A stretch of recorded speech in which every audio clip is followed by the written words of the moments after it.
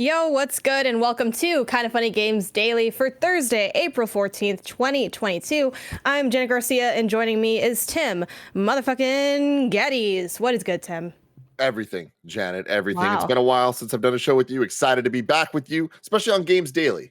So this is going to be a fun one. Some fun news today. The stories I was looking through, I'm like, I don't know if any of these are the most exciting thing, but I was like, you know what? Me and Janet, we're going to find the gold. We're going to find the gold in each and every story. We always do. Yeah, the Garcia Geddes Information Squad. It's back.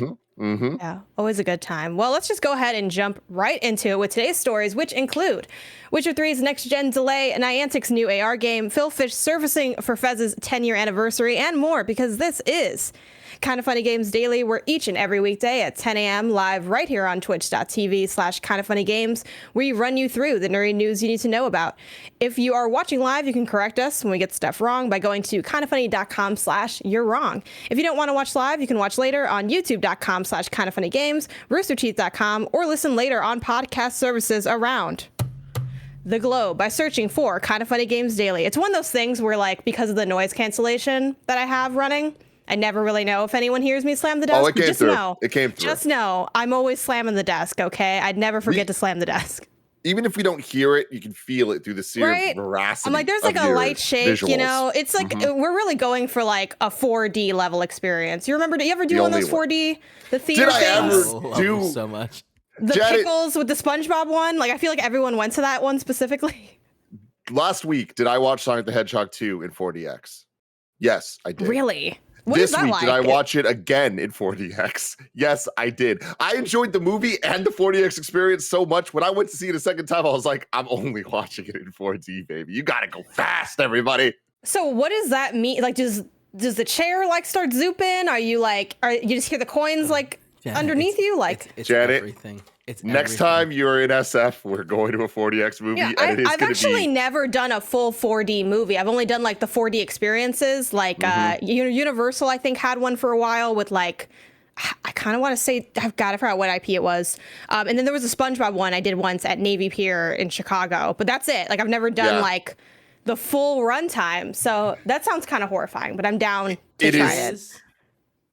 Oh, sorry. I was just going to say, it is too much in the absolute best way possible. Do they punch you still? Because I remember getting punched in the back. Yeah, they punch you in the back hard. I don't really like. That's the thing that Janet, it goes a little too far for me. me. It's about being immersed. You gotta get immersed. Gotta get immersed. That's what I'm trying to do here on Twitch, just in general. Like, I want to have the first, like, well, it's probably not the first 4D stream, right? I get a fan going. There's like mist and stuff. Like, it's a whole production.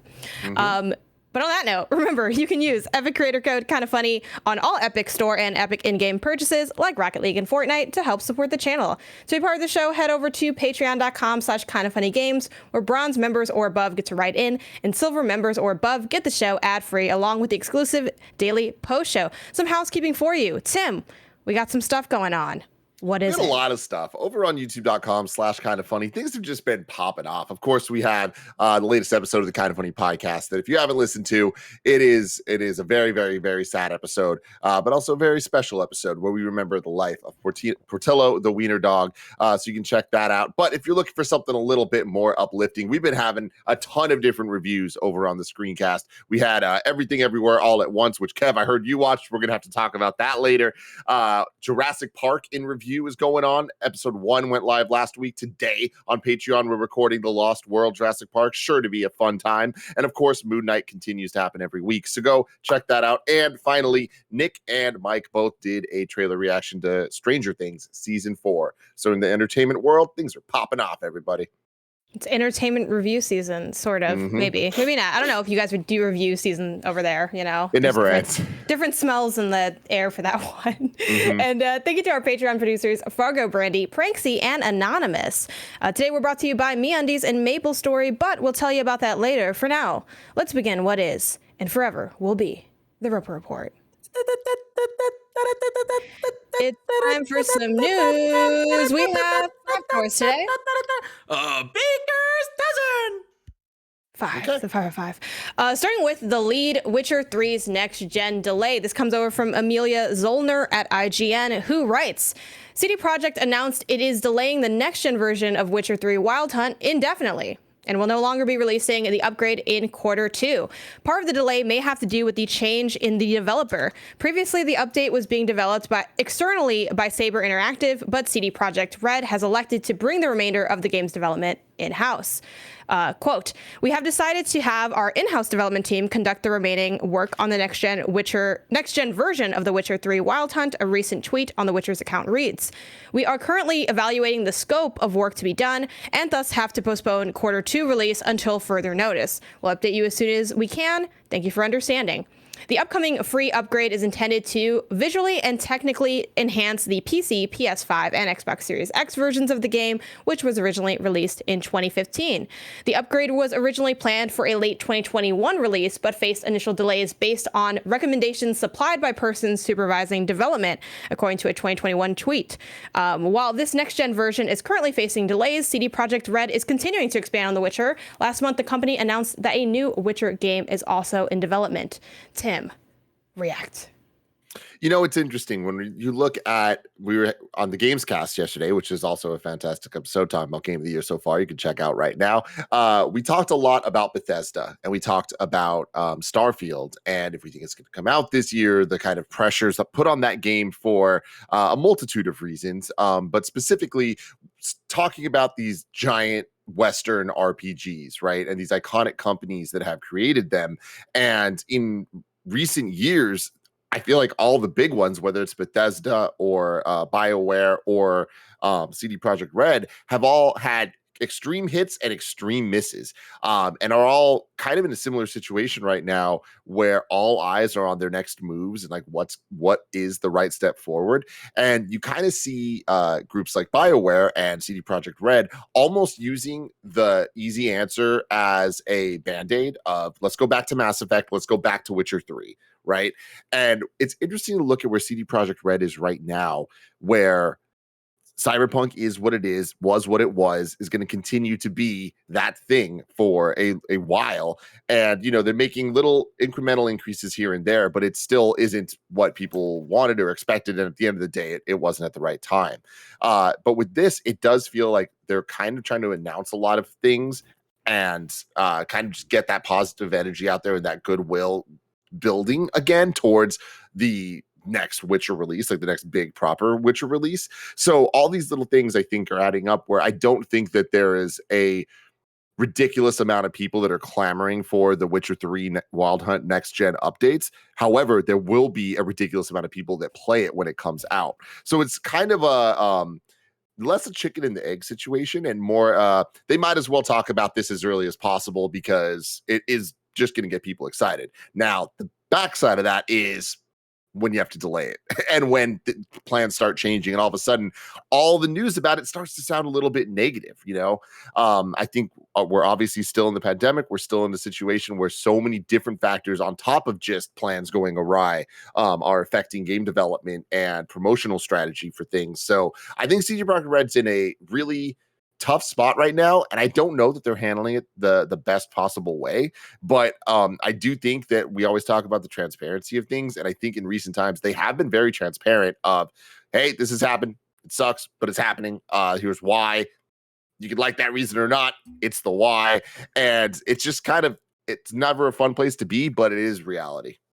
Yeah, I think too, like, it's kind of interesting looking at this specifically because oftentimes we don't get quite as much information on like why something is delayed. Usually it's just, it's taking longer than we thought, or like we're still not done, like, which is usually why things are, you know, delayed or late, given any type of project. I think this one really paints a picture of the team that initially had it, like, didn't, at least to some people, have the sauce like that. And that's no indictment on the team itself. I think, you know, whenever you're trying to like touch something and like kind of redo something that's so iconic, there's a lot of different things to factor in because you're not making something from scratch. You're like trying to replicate something, but also enhance it, like make it different enough that it feels like it is new and fresh and that you don't feel like you're playing something old, but also not undoing the old elements that make people like it for what it is. And I think that is a really big challenge. And that's why so often, like, it's a rarity to get, you know, remakes or remasters that totally feel like they're moving the needle, because usually it's just like, I mean, it's nicer, it's definitely the best way to play it. Like, that's kind of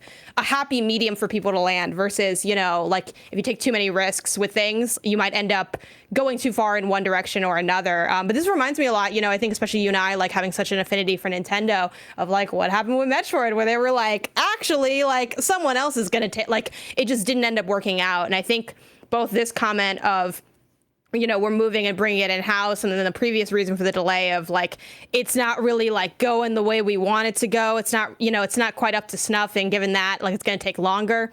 And then it makes sense too, I think, for it to be indefinite. I do think the indefinite feels like it weighs really heavy, which is why, like, they didn't use that language. Like, that was like the contextualization. They were like, we're gonna let you know later, because I think it definitely just sounds so negative. But at the same time, it makes sense, because if they are bringing it now in house, potentially, like, we don't know how much from scratch they're starting. We don't really know it's no surprise that they don't know how long it's going to take them to get this out the door. So an interesting thing coming up in chat now that even gives more context to this and reframes, I think, in a very interesting way. Dcash is saying apparently it was related to Saber being in Russia. So that would make a lot of sense, them taking it from the Russia team that was working on the port, and now taking it in-house. It's like that explains the why a little bit more, obviously with the state of the world right now of where things are at. But again, that's just kind of where things are, and they always have been this way, where like world events are going to affect game development. But I just think that with where we're at currently, CD Projekt Red is facing a lot of that from many different angles, on top of kind of like problematic launch of Cyberpunk, which has its effects in a bunch of different ways, whether it's just kind of the media's takes on CD Projekt Red as a company, where we're not going to get a story about Witcher 3 without Cyberpunk's bad launch being brought up, right? And like, that sucks, but that just kind of is how the conversations go with this type of thing. So adding on a bunch of real stuff is like sucky. Yeah, I think the potential good news for them is like, that's the story until it isn't, right? Like, we're only going to mention, CD Projekts in the context of Cyberpunk until, I mean, I think it'll always kind of be attached to them to some degree. But if The Witcher 3 Wild Hunt comes out and it's good, like, that'll be one of the like more recent like ways that people will contextualize what the studio has been working on. So I do think definitely this is a big deal for them. My question for you is, when do you think we're getting this game? And then how close to like the next game launch do you think it's going to be? Is it going to be like a, hey, Witcher 3 Wild Hunt's dropping and then we're going into new Witcher? Or is it going to be like much larger of a gap than that? It's just so hard to imagine them both doing this next gen version and then also, building something new on top of that, which granted, they likely have been working on it long before they announced it. I don't think they're like, hey, let's make this and then tweet that we're making it, Yeah, I mean, this just being a next gen upgrade, like, I don't think it's not going to be like this giant remake type thing. So with that, I imagine we're not getting the next Witcher for years. And I think that is an easy, safe bet. And I think we are going to get this. I mean, I wouldn't be surprised if we get it this year. I'd also be not surprised if we end up getting it sometime next year. But it being set for Q2 2022 is like, well, we still got Q3, Q4. Like, there's a lot of time in 2022 even that it could launch. And I mean, I don't think it's like that big of a project that is impossible. But again, with the state of the world, like, maybe it is impossible. And if so, then yeah, it's going to slide a little bit. But I don't think that the ramp up time on this is going to be that long. I imagine that worst case scenario, we're going to get this by Q2 2023. And then also, like, I don't know if you've played like The Witcher 3 or if you're a Witcher 3 fan, but, commenting on that. And then also, do you think they're going to stick the landing on this if you had to predict on how this launch is going to go for them? Oh, I mean, I'm not a Witcher guy. Just I'm not a big open world RPG guy. But I obviously understand the respect that Witcher 3 has as a defining video game moment. I mean, look, maybe I'll like be kicking myself for saying this later. I can't see this going wrong. Like, it's just an next gen upgrade. Like, it's just one of the best games of all time running better. So I don't know. I feel like they're not overpromising on this. So it's like we can't be disappointed. Now I'm sure we can find ways to be disappointed, but I think overall, like, I don't think that this is gonna I think this is gonna be what people expect it to be. Yeah, which I think is the biggest thing CD Projekt Red needs is to nail expectations. I do think it's funny though in the chat, Last Glass Gaming, clip it. You guys are straight up evil. Like, it's so mean. But no, I mean, I agree with that. I feel like we haven't had many, if any, definitely let me know in the chat, or Tim, if you have any memory of, horror stories of next gen upgrades. I think that's the closest we've had, is that it usually takes people longer than they think it's going to take for them to make the upgrade, but they seem to have gone fine. And like, maybe again, GTA Trilogy, that's not a next gen thing. That's like a remastered collection. That's totally different. Yeah, like another example would be GTA 5, which went fine. I mean, I think some people maybe would wish it ran even better than it does, but I don't think anyone's like, oh, why is this not like working correctly? It seems pretty smooth. So yeah, we'll have to see. With next gen upgrades, I think the biggest pain point has been the multi-system situation, where Xbox handles it so much better than PlayStation, and there's just too many steps involved with getting your saves downloaded and all that stuff, and which version of the game you're downloading on PlayStation. And a lot of that stuff has been solved in the last year that the PS5's been out. We're still not perfectly there, but like, it has been, there's been a lot of solutions. And I think that has been the biggest issue with next gen upgrades. Yeah. I still have to think a little bit on PlayStation, which I would like to not have to have any thoughts when I sit down in front of my console. But yeah, we are better from I downloaded it, and then like I accidentally downloaded kind of both. And then when I click it, I'm like, who do I have here? And they're like, yes. And I'm like, I'm just going to redo this whole thing. Yeah, that definitely has been, I think, a lot more of the talking point in the conversation around next gen. So yeah, we'll see when this is. I think you're also spot on for like next gen winter. That would not surprise me if that's like something that I'm playing on like the PlayStation 6 or the Xbox 7th Heaven or whatever they're going to call it. Moving on, let's talk Pokemon Go developer Niantic making an AR pet game called Peridot. Every time I read this name, it's from Andrew Webster over at The Verge. Every time I read this name, Peridot, I read period. Because Me too, like it's that thing where like your mind, if the first letter and the last is like, even though period doesn't end with a T, but y'all know what I mean. Like, it's just a little too close, right? It definitely is. And I read it as period too, but I read it specifically. And I don't even know what a reference this is. So someone in the chat, or Kevin, if you know, let me know. But what movie or show is it? It might even be like a cartoon where someone's like, Peridot. Oh. Peridot. That does sound like something. I also read it as like Pidgeotto saying I also read it a little bit like when people say, because sometimes people will like add extra letters to period to be like period. Saying Steven Universe. No, I hear it's like not period. that. It's Peridot. Yeah, I didn't watch Steven Universe, so it's not that. But maybe it's still went into your mind somehow. Yeah. Anyway, this isn't the main thing about this game, but it is the first thing that I noticed. Like literally, I like YouTubed it. And I'm like, has anyone said this name aloud? How do I read this? Why am I reading it wrong every time? But let's get into what this actually is. So Niantic, of course, the developer behind the blockbuster success Pokemon Go, has announced its next augmented reality game, and once again, it's full of adorable creatures called Peridot. We're gonna get through this. The game is all about caring for and breeding magical critters. Think of it like Pokemon Go crossed with Tamagotchi with some real-world AR elements tossed in. Here's the basic premise, according to Niantic. After thousands of years of slumber, Peridots are waking to a world vastly different from the one in which they used to roam, and they'll need your help to protect them from extinction. Practically speaking, this means you'll be caring for creatures by training, feeding, and playing with them, helping them grow from cute little babies to full-grown adults, before eventually breeding more. One of the defining aspects... You jumping into the VO voice there. The word picture. There. Yeah. You committed hard enough that for a moment you sounded exactly like Ash Ketchum from the Pokemon cartoon. Thank you. That's honestly, I get that a lot. That's, really goals over there. Clipping it out for the VO reel. Does my voice sound the same when I do any voice? Yes. Is that a problem? Not for my first project. Whoever gets me after might have some issues. But for the first one, who's gonna know? That was good, Janet. Who's gonna know? Who's to say, right? We have technology. Pitch it up, pitch it down. We'll figure it out. One of the defining aspects of Peridots is that every creature is unique. They all look different through a combination of handcrafted assets and procedural generation, which is, anyway, I don't want to get ahead. I'm going to get it all out there. I have so many thoughts. And have distinct personality traits. Niantic says they also have their own DNA. This ties into the breeding aspect, which the developer says is patterned after the the way DNA works in real life. There are different creature archetypes like unicorn or cheetah, and these can be blended during by breeding to create all new adorable little critters. And no, despite being all unique digital assets, the Peridots are not NFTs. It's a really interesting idea, and it's something that we're obviously looking at. Senior producer Zaya Fogel tells The Verge, but right now we're focusing on testing and refining the core gameplay experience to ensure it's really fun and accessible. Like Niantic's previous games, including most recently Pikmin Bloom, much of the gameplay requires going out in the real world.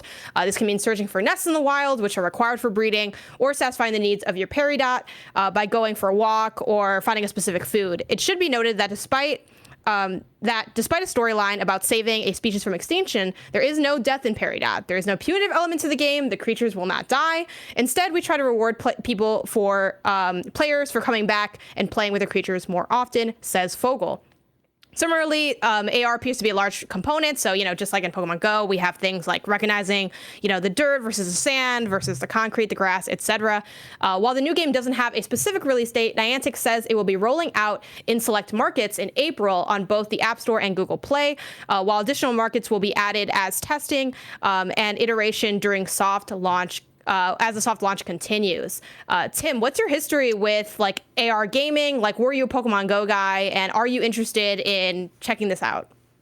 I was into Pokemon Go for that beautiful moment in 2016 for as long as I think most people were, and then the hardcore kind of stayed on, and then Niantic kept kind of delivering for them for a long time, not without fault, but I think they did a really good job of continuing to support that game with new generations of Pokemon, just new gameplay mechanics and all of that, and just quality of life stuff.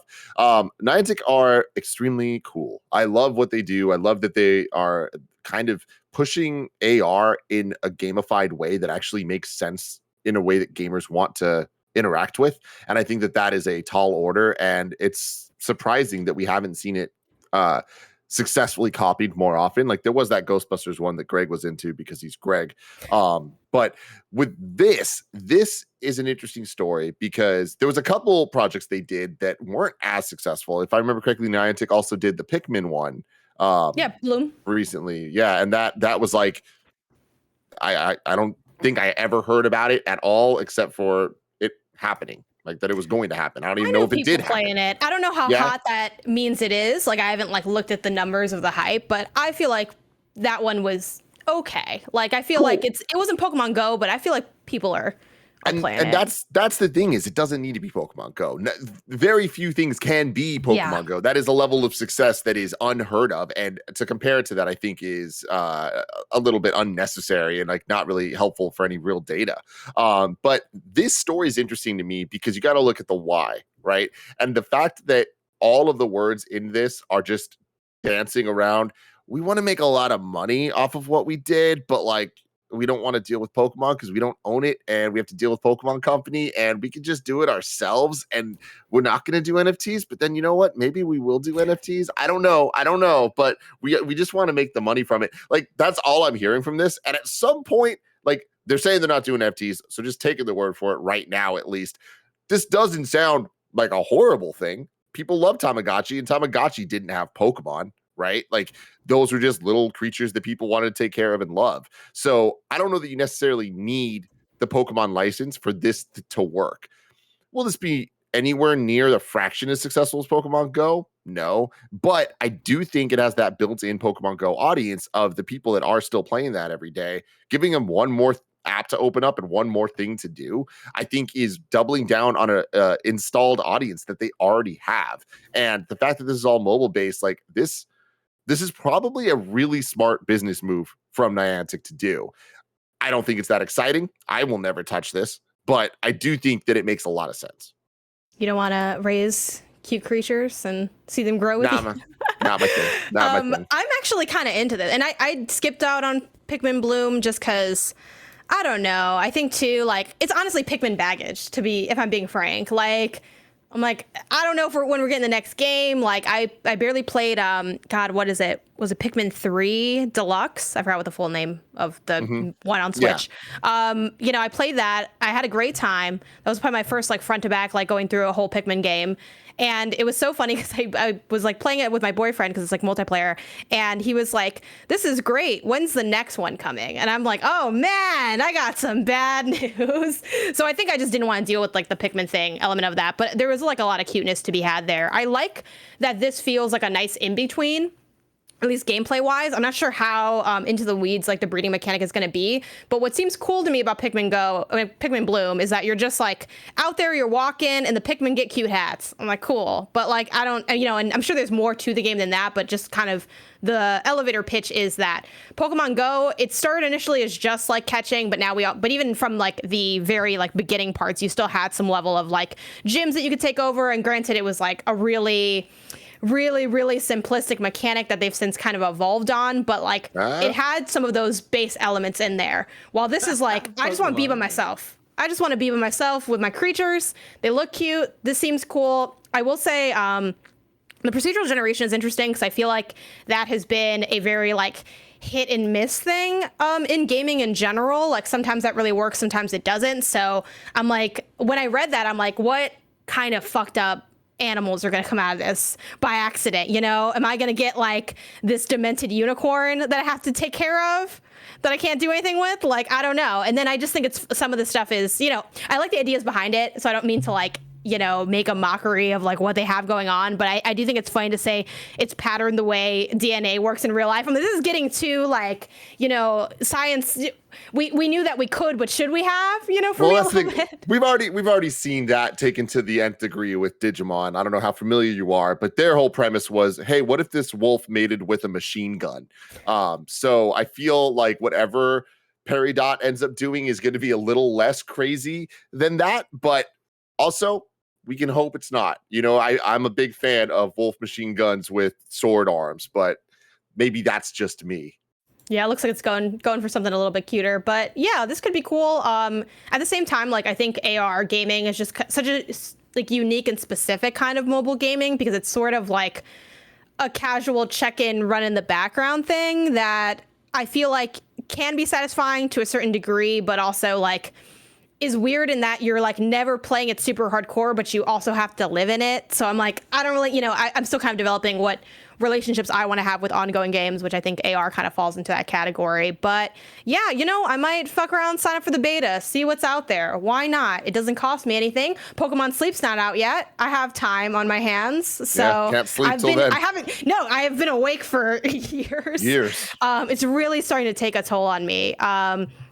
You know, speaking of sleep, maybe that's why Pedro Pascal hasn't finished The Last of Us yet. This comes from Logan Plant over at IGN. The headline's a little different because the one I first saw, like I got hit with that AB headline thing, and I'm like, what was the headline that I initially had seen for this? Don't know what it is. That's my fake one that I made up. So Pedro Pascal, who is set to play Joel in the upcoming Last of Us series on HBO, says the show really is made for people that love The Last of Us. And then the article then goes to a bunch of like different quotes pulling from a GQ interview that's sourced. So I'm just going to jump down to when it gets into the Last of Us part, which is the gaming relevant part. Pascal also said he hasn't finished the Last of Us video game, but not due to lack of effort. It's so sad. I haven't any skill, Pascal says. I tried, you know, and then it was only a matter of minutes before I had to hand it over to my nephew. It really takes a specific kind of skill, and I don't have it. He went on to say he watched his nephew play a big chunk of the game before stopping to create a healthy distance between Troy Baker's original portrayal of Joel and his own. I found Joe so impressive. I found the whole of it such a visually impressive experience. And then I got worried that I would want to imitate it too much, which I think could be right in some circumstances and then a mistake in others. So really, this stood out to me because I just thought it was, you know, there's a funny element, right, of the gaming side of it, I think. But also, I feel like it's going to be interesting to see what his portrayal of Joel ends up being. But what about you? What's your gut reaction here? I mean, I just love it. I love the quote. It's so sad. I haven't any skill. I love you, Joe. I love you so much. What's the last game that you've said that about? Or are you like, I've conquered, I know you got over Sifu. Like you got over that hurdle and you became a Sifu master, which I feel like I was so salty about that, Tim. Like I love to see you shine. So like shout out to you shining. I appreciate you. But at the same time, when Sifu first was like dropping, this was like pre-embargo. Like I remember like texting Blessing about like my struggles and like where I'm at. And he's like, oh no, you're doing pretty good. Like, you know, and not like in a shade way, but he's like, Tim is like super old at a level 1. Like you're doing way better than you think you are. And I'm like, cool, blessed, but I still can't do it. Like and shady. And then, I mean, where It is what it was the is. lie? Right? It was a report. It was factual reporting. Yeah. And then I turn around and I watch y'all's, speed run of it, the 1v4, 4v4, whatever speed run, which was super fun. Check it out if you haven't already. And Tim's out here just rocking with the best of them. And I'm like, Tim, I thought you and I were like down here in the dirt with the normies. So, have you ever really been met with gaming strife the way Pedro Pascal has? Oh, absolutely. So many times. And I like very specific types of challenging games. Obviously, things like Cuphead, very up my alley. That is something that I very much enjoy. And it's funny because I'm so particular about the stuff where it's like things like Mega Man, I do not fuck with. Like, I do not like the idea of having to do long things over and over and over if I fail. But the idea of Cuphead is like, you're just straight at the boss. Go. And if you mess up, you just start there again. And it's never going to take you too long to... I also don't like Mega Man for the same reason. Yeah. It's too much pattern recognition. And he jumps weird to me. It's a very specific feel. You know what I mean? There's like a weird arch to it. Like, get out of here. Like, something's not... Like, if you grew up with him, maybe you're like, this is who he is. But like, coming in cold like a few years ago, I'm like, this don't feel right. Mega Man is fantastic, but it is just not my cup of tea when it comes to this stuff. But anyways, yeah, there have been many games that I'm just like, this is just not happening, and that's okay. That's okay.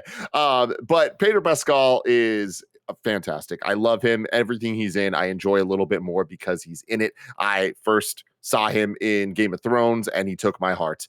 I was absolutely blown away by his character, and like I think that his portrayal of Oberyn in Game of Thrones was so key to that show's success to me, where it was like, we're in the middle, we're in the thick of things, we already have so many fan favorite characters, how are they going to add another character that I'm just completely into? And the answer was Pedro Pascal. So you take that, you add him to The Mandalorian, I love him in that. I've loved him in every single thing that I've seen. So him being Joel in The Last of Us is very exciting to me, because I am of the belief that I want media adaptations of video games to have the core of what makes that franchise special. And I think that means something different for each and every franchise. I'm out here glowing about Sonic the Hedgehog 2, not because I think that it adapted the games perfectly or that it did the best movie experience of all time from a film standpoint, but I do think that it had the perfect mesh of translating Sonic the Hedgehog and his friends into a 2-hour movie.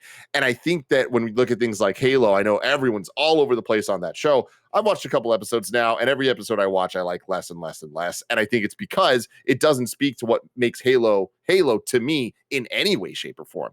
I don't care that they changed the story. It's just the story they're giving me doesn't feel like an authentically Halo story. The fact that they refuse to use the music, I fucking hate. But guess what Last of Us is doing? It's going to use the music. Like, to me, that is such a core part of what makes Last of Us special. And like, at the end of the day, you can look at anything and be like, oh, it's just to this, it's just to that. Last of Us is just another zombie apocalypse story. It's another small group of people out on the run trying to just care for each other. And who's the real threat? Is it the monsters or is it us? Like, how many times have we seen that? Is it The Last of Us? Is it? I don't know. But the thing about Last of Us that's special is these characters, and is the tone, and is the music, and is so many little tiny things that add up to be more than just another thing that we've seen before. So I like that everything that I'm hearing here. I like that we know that the Joel we're getting is going to be so inspired by Troy's performance, but it's also going to be something that is unique and different because Pedro's going to bring that. And so all this, I could not be more excited for the Last of Us show. I have extremely high hopes. I think it's going to piss off a lot of people because guess what? The games piss off a lot of people, but that doesn't matter. I think that this is going to be a truly phenomenal show. It's like it's the Star Wars syndrome where it's like, oh yeah, I love this, but I hate everything about it. I hate everyone who likes it or doesn't like it. Yeah. Well, I don't know. I think this will be a little bit less controversial than like how like Last of Us 2 was in terms of like the differing feedback or like because I don't think they're going to deviate too much. So I'd be surprised if like the content of the show itself felt like super off-putting in any way. But I'm curious to see how they execute like certain scenes, like what they decide to focus on, how they're doing the pacing of it. And then also like the nuance of kind of filling in the additional gaps, I guess, that are inherently created when you have a video game.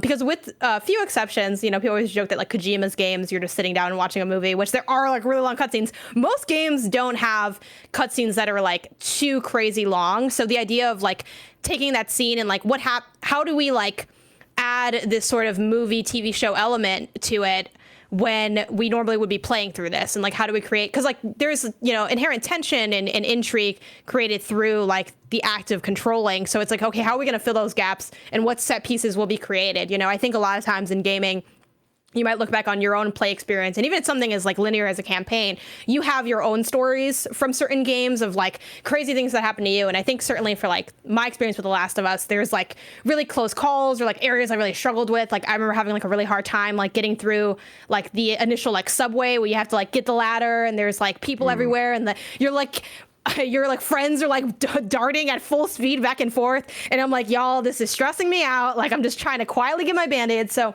I'm excited to see how that ends up getting replicated. And I'm curious to know like how far into the game he watched too, because I think there's some pretty crazy stuff that happens in Last of Us. And as someone that had started that game several times over, I remember being like kind of having an idea of what this game was and then getting further into it and really seeing so much more that I think impressed me and like disturbed me and was interesting. So I'm excited to see, like, I think it's actually kind of cool that he had this like a base understanding of like, here's Joel, here's his attitude, some of his motivations.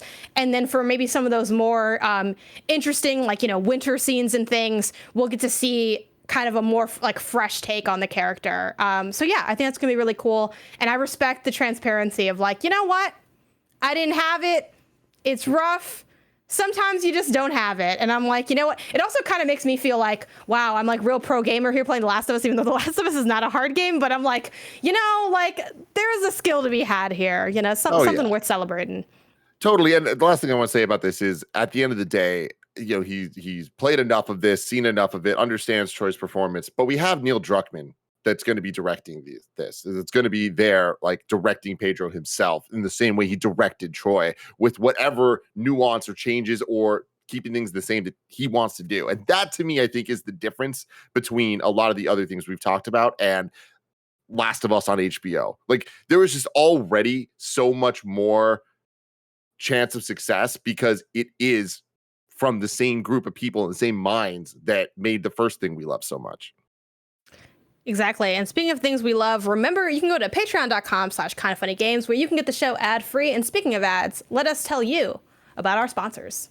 This episode is brought to you by MeUndies. I love MeUndies. You guys have heard me talk about MeUndies for years at this point. I'm always wearing the MeUndies shirt, the MeUndies lounge pants, the MeUndies undies, the MeUndies socks. I can go on and on and on. If MeUndies putting out a product, chances are Tim Geddes is wearing them. The MeUndies membership is literally designed to make your life easier with free shipping and returns on every order, savings on virtually everything they make, exclusive sales, and early access to their newest stuff. There's kind of no reason not to join. Get super soft undies, bralettes, or socks shipped directly to your door and live a more comfortable life knowing you always have what you need at your fingertips when you step out of the shower. MeUndies has a great offer for all of you. Any first-time purchasers, you can get 15% off. For a limited time, if you sign up for their free-to-join MeUndies membership, you can get 25% off your first membership item. To get 25% off your first membership item or 15% off your first order and 100% satisfaction guarantee, go to MeUndies.com/kindafunny. That's MeUndies.com/kindafunny.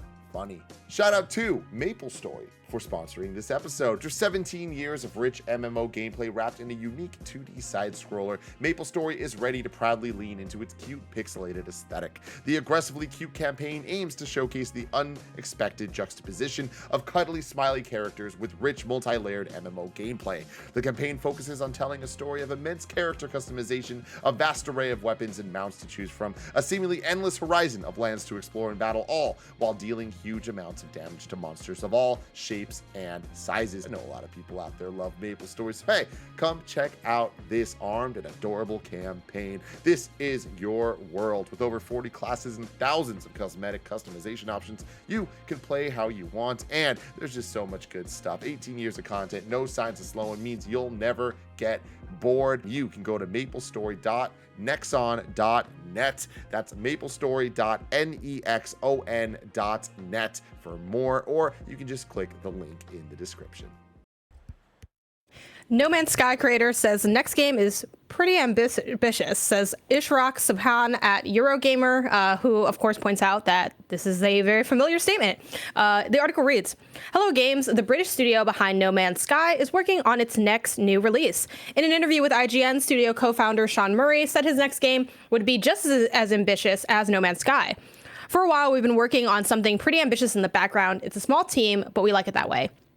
Murray added that the game was more ambitious than you might expect from a small studio. Similar to No Man's Sky, it's the kind of project that even if we had 1,000 people working on it, it'd still seem impossible.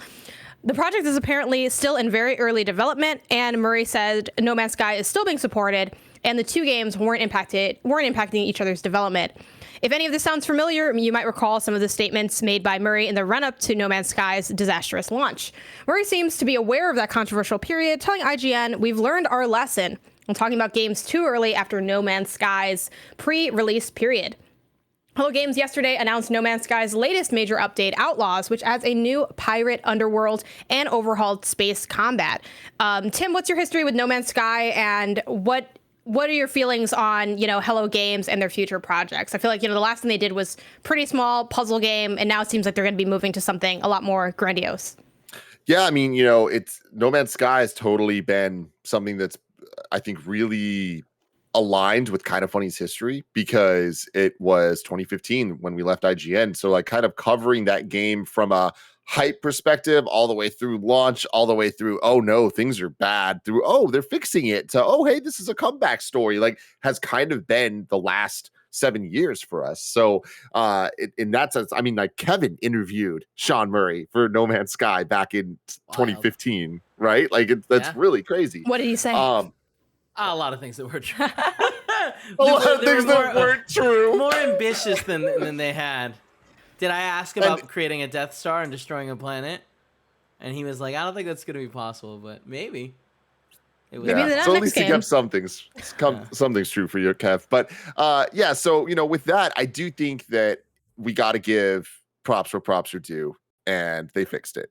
But you also gotta look at things and be like, all right, should we be hyping up the next game as pretty ambitious? Maybe not. And I do again want to kind of like give the context to this, that this is in an interview. This is not them putting out a big press release of like, hey, our next game is about to be ambitious. This is like us finding a story from an interview, right? And I think that is context that we don't talk about enough when we're doing these big stories, because things just spiral out of control, and all of a sudden it's just like, what the fuck? Why would they do this? And it's like, I mean, if I'm being honest, Sean, maybe I shouldn't say that even in an interview, because you should know better at this point that these things are going to spiral out of control. But you got to imagine, and no matter what, like, it's not like Sean Murray doesn't care. It's not like he wants to make these mistakes. He wants these games to be ambitious and to be amazing, and like show the dedication to No Man's Sky and beyond, and all the iterations that they've done shows it's about the passion. Of course, it's about the business and making money, but like he and the team legitimately care about it. And I think that is one of the more important aspects of all of this. Again, don't overpromise, learn lessons from your mistakes. I'm hoping that they learn lessons from their mistakes, and they've learned how to make things ambitious in this way and whatever. And I think that they've proven they can in some ways in terms of game development. But I do think that they need to learn from their mistakes in terms of communication, because it's risky business out there. Yeah, I feel like this one's an interesting one, because obviously, yes, it is funny hearing like No Man's Sky creators say like pretty ambitious, because like, that was the whole deja vu thing from before. But at the same time, like you mentioned, it's just in an interview. And also, everyone says that their project is ambitious. Like no one ever is like, it's honestly going to be par for the course. Like it's just, even if that's kind of true in the product we get, they're like, and not that anyone, half-asses like the games they make, but by that I mean like, we've definitely seen iterations in a franchise or like projects from teams that feel like fine, right? Like not every game is like intensely critically acclaimed. And even though we all have different opinions, we can all probably think of a game that we feel like is just okay. The people making it probably didn't feel that when they were making it, right? Like they were striving for something, you know, unique and interesting and trying to push like their own like, you know, prowess and learn things and execute on a vision. And then maybe they had to be able to, you know, everyone thinks that their thing's going to be good, because why else, if they thought it wasn't going to be good, they wouldn't be making it. I think too, something that helps make this feel like a little bit, you know, different than what we've seen before is seeing, again, Hello Games' history now. They've really turned around with No Man's Sky, and not just like turned it around and no one cares. They have like a really dedicated and passionate community. They're still putting out stuff. The stuff they put out is absolutely wild. And then in between all that, they also had The Last Campfire, which granted, I didn't spend time with yet. I want to get to it. I believe it's on Apple Arcade among other platforms. But I feel like that shows that like, hey, we're not just only making like the most giant, insane games. Like we're here making things that we want to make, that we care about, that we're interested in. And it shows that they can execute an idea outside of just like that No Man's Sky project and put that out and have that be, you know, I'd say decently successful. I feel like people who played it liked it. I'm assuming it probably did okay numbers wise for them. So the idea of them making something bigger or something next isn't too like crazy. I do think the one line that I'm like, that sounds horrifying is that if we had thousands of people, it'd still seem impossible. I'm like, that sounds like maybe that could have stayed in the drafts. Like maybe we didn't need to put that in there. But at the same time, I think about like teams that have made really wild games. Like, you know, I've recently booted up Dreams and stuff. And I'm like, that game probably could fit that descriptor. So I don't think that that's necessarily a red flag either. It was just kind of like, okay, now we're getting a little too like in the weeds. But what I think this ends up signaling at the end of the day is that, you know, when we hear about this, it's going to be slow rolled. And I think the marketing, like you mentioned, rather than just like, you know, the press part, will be a lot more tame than we've seen previously. And they probably have more people helping out with that kind of stuff too. Well, I think that's kind of I don't know if more is the right way to put it, but different, I think, is, because you got to remember the context of No Man's Sky and where the hype came from. And it was PlayStation itself, right? Like the reason that No Man's Sky was hyped to hell and back is because PlayStation was putting it at the forefront. Like it was the closer of E3s for, I think, multiple years, or at least a big focus of multiple PlayStation E3s during a time where PlayStation was killing E3s. So with that, putting Sean Murray as like one of the main press interviewees out there, like that is all building a narrative and is interesting. And the world's changed a lot. It is interesting to now look at things like the game Abandoned, which I don't even want to bring up, but I will, Janet, because it's me and you here and it's a safe space. But you know, the reason that game's getting as much talk is because PlayStation put any focus on it. And again, not E3 stage focus, but the modern version of that to some extent, which is PlayStation Blog, pushes and all of that. Like that is the thing where the moment PlayStation puts eyes on you, it's a different level of eyes. It's a different conversation all of a sudden. And that's not necessarily marketing budget, but it is marketing strategy with partnerships. And that's where I'm interested in this of who ends up partnering with them and how does that end up looking like. And I think that they're in a better position because my gut tells me PlayStation is not going to be pushing this next project the same way. Yeah, I mean, I think oh God, I don't know if I want to say you're probably around that, but I think that is a prediction that's definitely based on what we've seen prior. Like, I don't know that they'd be wanting to like go out and do it in the same way. I feel like it's going to be like everything we did before, we're going to do the opposite. Like, what's the opposite of a talk show podcast? I don't know. But yeah, I'll be interested to see first of all, what their vision is, especially given what like No Man's Sky is. It's a little hard to almost imagine something more ambitious than like space in the universe. So I'm very curious as to what they are going to do and where like their passions lie, especially with, again, Last Campfire, obviously a very different game and a different genre entirely, but I feel like I don't have a read on like where their interests are. Like I know No Man's Sky, but then I know Last Campfire. Those don't really fit together. So it's like, what are we going to see out of this? I have no idea, but I'm super interested to see what it ends up being. And there's definitely a lot of hype for Outlaws too. It actually got mentioned to me like yesterday. I was like talking to friends and they're like, oh, like I think I'm going to go back into No Man's Sky because I can be, you know, a pirate in space and stuff. And like, there's just been I've had that conversation several times over the years of people jumping back into No Man's Sky for different things. And I think that speaks to the power of the updates they have and like how diverse and different they all are. And finally, to close out, let's go ahead and take a little blast from the past. Fez, at 10 years old, Phil Fish resurfaces for a rare interview. This comes over from Eurogamer and dropped earlier today, written by Rupert Purchase. And this is interesting because basically he sets up this interview and he's like, I had done some work, like some articles and content celebrating Fez, and I figured I'd hit up Fish because, like maybe we can get a quote, like kind of editorial due diligence, but I did not expect him to ever answer. But then he was like, hey, what's up? And I'm like, well, let's talk. Let's do a little interview. So nothing too like mind blowing out of this, but I wanted to pull a couple things that I thought were amusing or interesting. And then a few things that are a little bit more, headliney that people might end up pulling from this and talk about. But so anyway, interviewing Phil Fish. These aren't all the questions, but there are some of the ones that I want to highlight. Are you marking the 10th anniversary of Fez in any way is the question. Phil Fish answers, I'm planning a quiet evening of drinking and crying. Other question. When you see Fez there before you, either literally or figuratively, what do you see? Do you see imperfections or achievement you're rightfully proud of? And are there things you would change? Phil Fish responds, a little bit of both. I have a few regrets, mostly things I'd like to remove. If I ever make a director's cut, I'll be the rare director's cut with less stuff in it, which I just feel, let's go ahead and just jump in between these and get as far into this interview as we can. I love that mention. I think it's really funny. This also just totally fits, like, not that I know Phil Fish personally, but like many people, I found out about Phil Fish through Indie Games, the movie, which like I was like every other basic person where I'm like, I got into Indie Games through Indie Games, the movie, and like, whatever, like that is my truth. I like went on Steam and like itch.io and I haven't like turned back since. But like one of the things that stood out from that was how like kind of, quirky and weird. I think a lot of the developers were in different ways. And hearing him say that, I just love this conversation because I feel like he's being so himself and like, I'm just here to have a chat. And I also like the director's cut thing just from like the PlayStation side where we keep seeing director's cuts. And I just think it'd be hilarious for them to release a Fez director's cut with less content.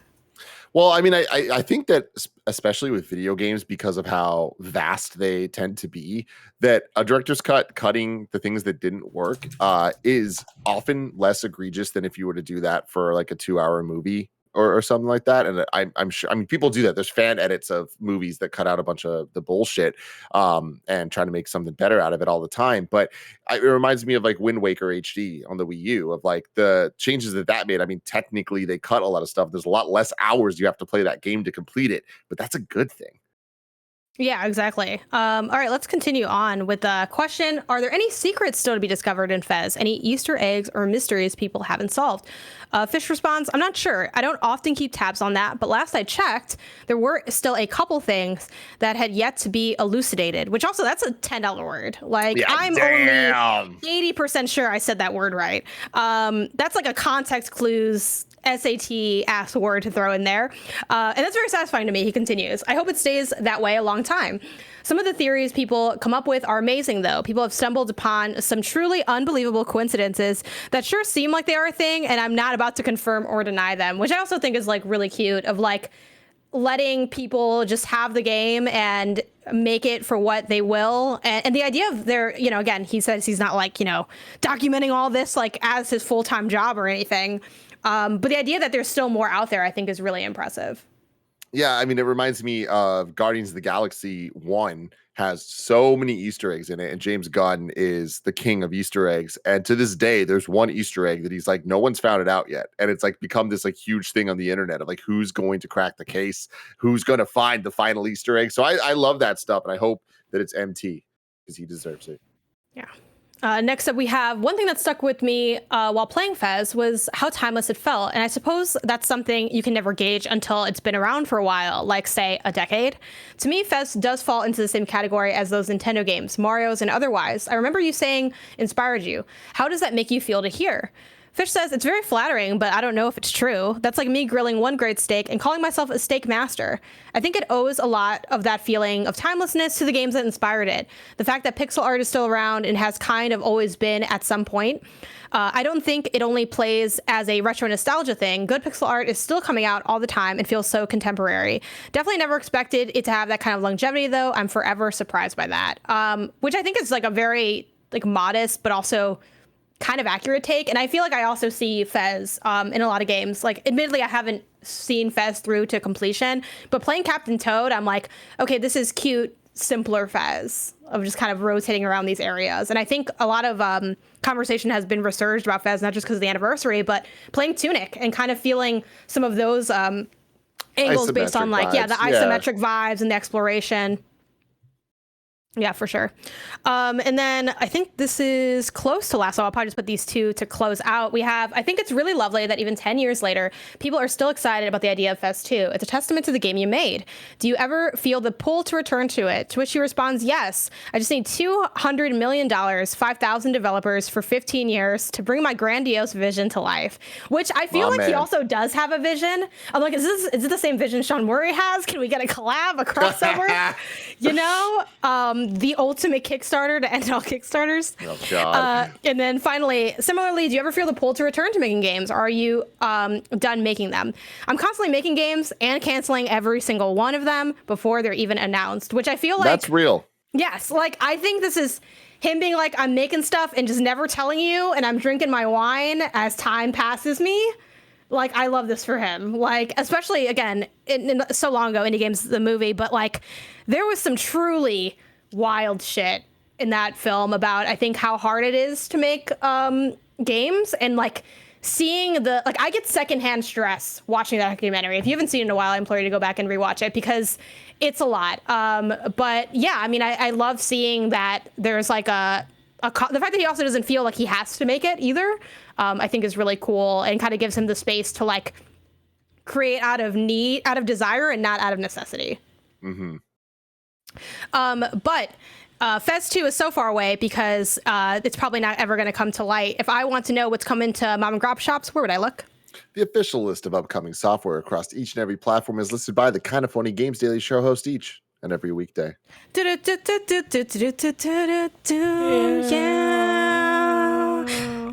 See, I remembered it because I added silly jingle time, though I also deleted the way to lead into the other parts. So it was like half good, half bad. Out today, we got a lot. We got Bunny Macho, sure, Switch, Bush Hockey League for Switch, ? Cat Cafe Manager, Switch PC, Crime Site for PC, Death Park 2 for Switch. I think it's okay if you didn't play Death Park 1, if that exists. God of Protectors, Cart of Darkness for Switch, Inner Voices for Switch, Labyrinth of the Chaka King for Switch, Nobody Saves the World, PS5 and PS4 and Switch, Pinball Freedom on Switch, Pretty Girls Rivers on PS5, PS4 and Switch, Road 96, PS5, PS4, Series X/S, and Xbox One, Rotund Rebound on Switch, Run the World in Between on Switch and PC, Shooting Star Island on Switch, Sock Venture on Switch, Tape Unveil the Memories, PS4, PC, and 2D and Top D on Switch. And just really quick, I want to shout out a couple of these because a lot of times when I read these lists, it's like a bunch of games that maybe I am not super familiar with because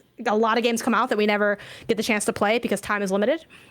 Nobody Saves the World, I really loved. I know it was kind of, mixed, I think, for some people. But I really, really enjoyed playing that earlier this year. I have that in my top 10 games of the year currently. I had a blast doing it multiplayer. I think it also helps with some of like the difficulty spikes. You can kind of cheese your way through things, but I found it super fun, like mixing and matching the abilities. You can be a slug that shoots arrows in that game. I feel like if that doesn't sell you, then maybe it's not for you. Road 96, I also loved. I haven't finished it yet. I started playing on Steam, so I'm wondering if I'll just continue it out on there. But this is a procedurally generative, like narrative road trip game, which is super interesting. And like, I feel like this is said a lot for this genre, but it really does feel like you feel the weight of your choices. I think there's also a lot of like lightness and like beauty, but also like darkness in that game in terms of just like what it's like in the world and what kind of problems the people you meet on the road might have. I think it also does a really good job exploring like the grayness of morality. Like at one point, it's like you're crossing like the border and you're like gotta hide underneath a truck, but you have to decide if you're like going there or under a box. And then it's like, do I steal from this thing? Do I not? Like there's like a lot of little things like that, but also moments where you just like sit down by a campfire and like hear someone play a banjo or something while you're just like, barely eating anything because you're on the road. So I really love that game, and I feel like not enough people talked about it when it came out last year, myself slightly included. I just didn't finish it, so I couldn't say too much more to praise it. And then 2D and Top D is one I beat last year on PC. It's coming to Switch. I also did a review on it over on my site, Penda Pixels. I like this game a lot. If you like puzzle platformers, play this. It's awesome. My only beef with the game really is that the bosses are kind of insanely hard to me, but there's also like a difficulty where you can just like nerf your way through it by taking 0 damage. So, and that also helps if you get stuck on puzzles, because you could just like decide, you know what, I'm not going to do this, and I'm just going to like walk through the obstacle instead of, you know, solving it. So I really think that difficulty option helps both with kind of a balance issue, I feel, with the bosses, and then also just like a puzzle issue that you might personally have playing it, because we all get stuck on different things. So 2D and top D, and then the weird shtick there is you're both 2D and 3D. So like there's one character that's in 2D and one that's like top down 3D, and you kind of work together to move objects and solve puzzles. And all of it's like one screen kind of setups. So you just move from like point A to point B, and you know, it starts out really simple and then it scales up. So yeah, if that sounds interesting to you, I implore you to go check it out. That game's really cool. And then that's about all that we have. I do want to give a quick shout out too for reader mail. Nano wrote in, aka the Nano Biologist, who y'all know if you roll here regularly, especially in the chat, and had this to write in. A success story from 2 days ago. On Tuesday, I went into surgery for a laparoscopic sleeve gastrectomy, aka got part of my stomach removed. This was a doctor-recommended procedure to help me lose weight, something I've been struggling with for years. Tim shouted out my Twitter post about me going in, and let me just say, the love and support from all of the KFBFs, people I talk to in the Twitch chat daily, and those I've never met before, was amazing. Thank you to the KFBFs for being so kind and supportive. You seriously helped me stay on track with all post-op requirements and to excel in my day 1 recovery. I'm back home now, safe and sound with my fiance, helping to take care of me during this first week, which when not on good meds feels like I did a 4 to 6 hour ab workout nonstop. Holy cow. This really is the best community on the planet. And yeah, just like shout out to that. It's definitely something I was keeping track of too, because, you know, I follow Nano and like we've worked together a few times on like TikTok and stuff.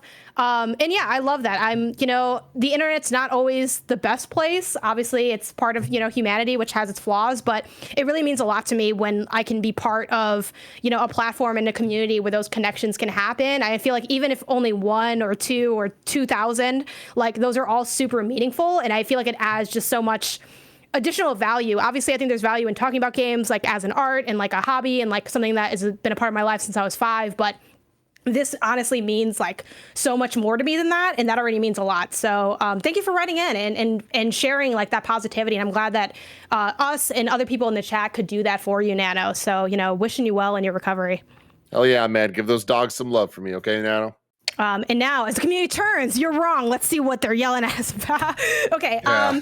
Peridot is a French word pronounced Peridot. I don't know if that's right, but I did read it, so we'll see. Okay, other things. Something about Sora. I feel like we're just going to leave that alone.